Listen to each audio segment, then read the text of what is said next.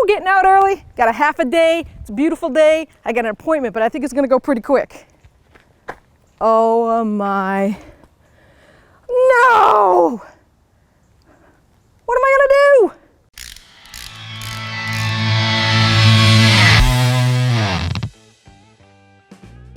I know what I'm gonna do. My mother bought me this stuff for Christmas. I thought it was a joke, but I'm gonna use it. It's that foam stuff you put in your tire. This is awesome. I'm still gonna make my appointment and maybe go to the beach. Well, let me tell you something about this stuff. It's great for emergencies and it does work, but boy, is it dangerous for tire changers, mechanics. When you go there and we break this tire down, please tell us that this is in the tire, because under compression, it can be danger. Plus, don't be surprised if they tell you you need a TPMS sensor. Let's see, read the directions. Never really used this stuff before. Shake the can. Put the valve stem at 6 o'clock. Yeah, we're not gonna do that. I wonder if it will do any damage to my TPMS sensor. Nah, I really don't care. I just want to get to where I'm going. Let's see if it works.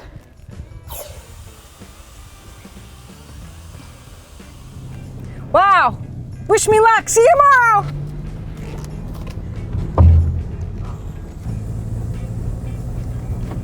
So now it's the next day at work and I'm gonna have to break down my tire and find out why it went flat.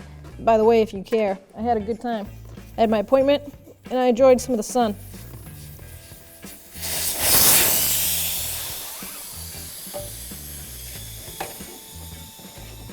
Dude, don't forget, this thing can be explosive under pressure.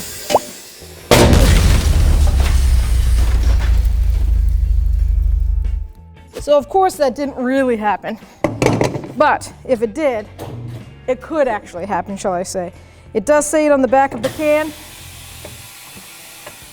So that's why I say, please tell your technician or your tire guy when you say, hey, by the way, I had a flat and I did put that chemical in there. So be careful, because it also, I've got this on, because it can make a mess when I take this tire off. Can't wait to find out what happened, why it went flat.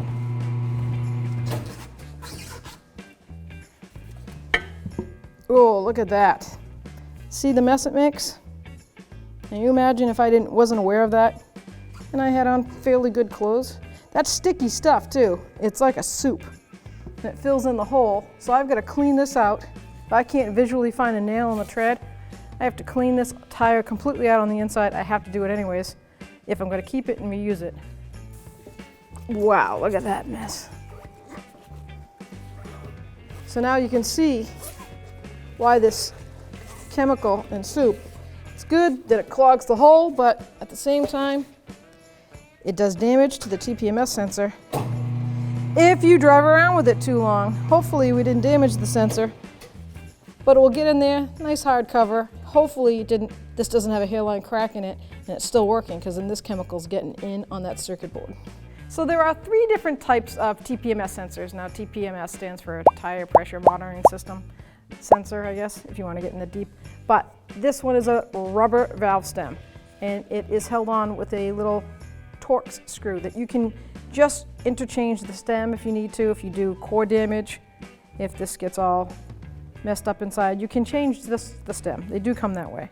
Then you have the aluminum stem style, which I'm not a fan of, because up here in lovely New England, which I do love, aluminum and salt, road sand does not mix. This will get corroded and break down, and all that stops it here is a rubber seal. I'll take it apart so you get a better look if you've never seen one. You can get new seal kits, but you cannot get just an aluminum stem. Not to my knowledge, at least, because that usually is attached to that inside. See, so that stem does not come out because it's attached with a little rivet there, and it goes into that circuit board. So this stem seat right here, it's a rubber, that comes, and it comes with a new bolt like that holds it down. You can get those pieces, but you cannot get the aluminum stem with this. So I've seen these corrode big time, get crushed, knocked flat, can't put air in, can't get the stem out. You need a new sensor, unfortunately. I'm gonna clean this up, hopefully, and I keep a reading on the dash so I don't have a TPMS light flashing at me. So if you do have a TPMS light on and you think your tire is low, it doesn't hurt to just pull over or get in the parking lot and check for the tire depth and see if you think it's too low. And don't forget, just even if they're not accurate, they might only be 2 or 4 pounds off, but not 10 pounds. So then you can just check your gauge. 30 pounds. And if you don't know what your car calls for, well, that's easy. Go right to the door jamb. So over here in the door jamb of the driver's side, you'll see the tire size and the pressure that the factory recommends.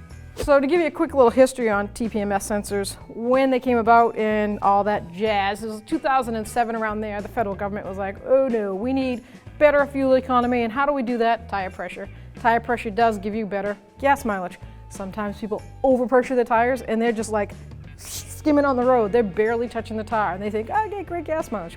But at the same time, science tells you you're spinning too fast, so you're not making good contact. And then low tire pressure drags everything, right? So while I clean this up, it's federal law, well, it is a law, that all the manufacturers put TPMS in their cars now, from 2007 and up. So as much as you don't like it, because I know I don't like it too much sometimes, it's not fun for everybody. It's not fun for the guys that work on it and the gals that work on cars, because let's be straight, when we're taking this tire apart, you have to make sure you have it on the opposite side of the braking valve. You have to put the tire stick in at the same time. Make sure there's a whole calculation here that if you're doing tires before these came out, your brain doesn't sometimes remember. And sure as cool, you're gonna crack these. You crack them, they break. They're not cheap. Anywhere from, I've seen them from $98 or $38 for a universal one, which doesn't program easily, all the way up to $250. So they're there for a reason. Legally, you're supposed to have them in the car. You can put rubber stems in, but that light on that dash is going to be on. It's not going to go out. It's not transmitting the signal.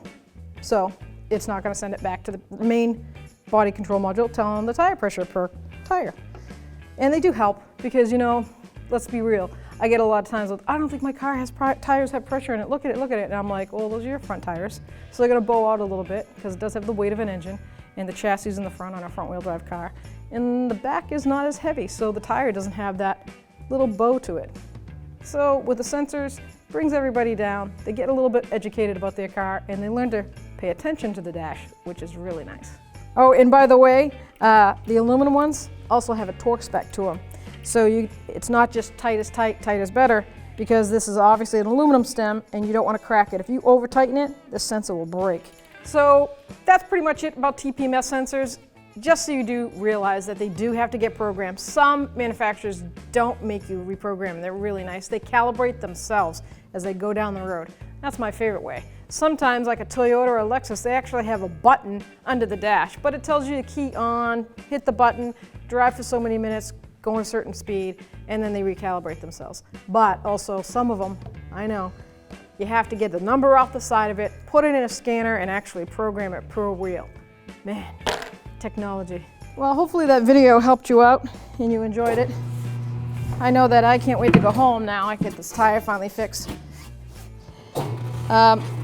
What am I supposed to say? Hold on. So if you're a subscriber, thank you. If you're not, please subscribe and don't forget to ring the bell. It turns on all your notifications and you won't miss a future video. Woo!